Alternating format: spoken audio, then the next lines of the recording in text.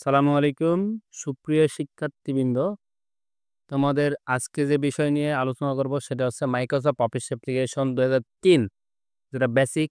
সেখান থেকে আমরা আজকে কোর্সের প্রথম ক্লাস শুরু করব। তো এটা আমাদের স্ক্রিন থেকে আমরা দুই রকমভাবে ওপেন করতে পারবো।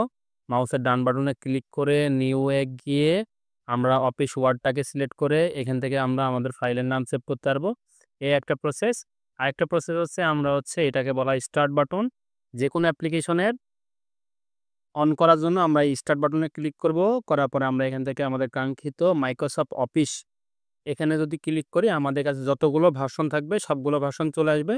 তো যেহেতু আমরা বেসিক শিখতেছি 3, এর পরবর্তীতে আমরা 7, 10, 13, 16 যতগুলো ভার্সন আছে সবগুলো নিয়ে আলোচনা করব।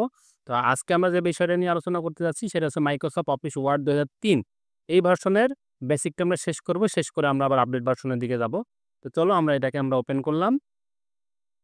ওপেন করার পরে তো এখন দেখো এটা আমাদের মাইক্রোসফট অফিস ওয়ার্ডের স্ক্রিন। তো এখানে সবথেকে বড় ব্যাপার হচ্ছে আমরা যে অফিস ওয়ার্ডে কাজ করব বা অফিস ওয়ার্ডে যে এ ফাংশনগুলো থাকে সেটা সম্পর্কে আগে আমাদের জানতে হবে। তো তা না হলে তো আমরা কাজ করব কিভাবে? এখন তুমি একটা নতুন এলাকাতে মনে করো ঘুরতে গেছো। কোথায় গেছো? নতুন এলাকাতে ঘুরতে গেছো। সেই এলাকা যদি রাস্তাঘাট তুমি না চেনো তাহলে কি সেই এলাকাতে তুমি চলতে পারবে?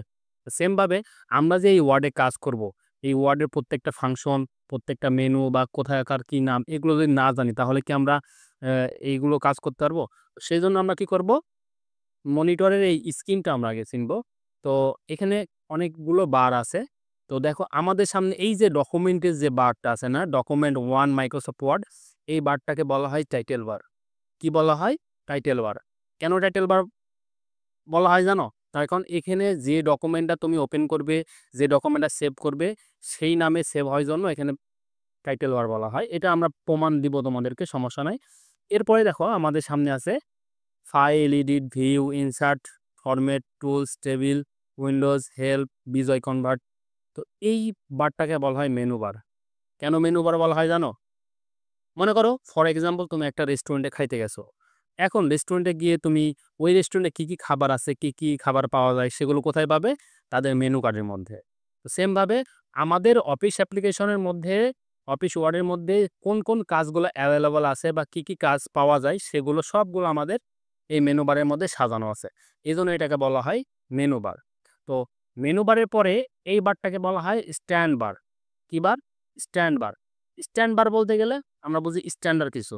তো স্ট্যান্ড বারের মধ্যে কি আছে? তো এই যে প্রত্যেকটা মেনুতে বারবার ক্লিক করে একটা কাজ করা অনেক সময়ের ব্যাপার বা বারবার ক্লিক করা একটা ঝামেলা।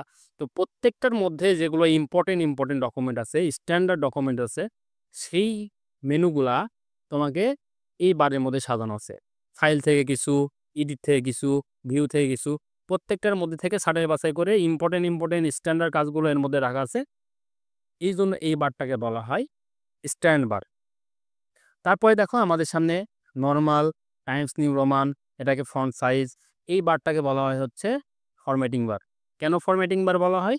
তার কারণ আমি কোন ফন্টে লিখব, বাংলা না ইংরেজি, বা এই এটার কেমন ডিজাইনে তুমি লিখবে, ফন্টের স্টাইল, ফন্টের সাইজ, ফন্ট বি মানে বোল্ড, আই মানে ইটালিক, ইউ মানে আন্ডারলাইন, ফন্টের কালার, মানে ফন্ট রিলেটেড যাবতীয় তথ্যগুলো এই বারের মধ্যে আছে জন্য এটাকে বলা হয় ফরম্যাটিং বার।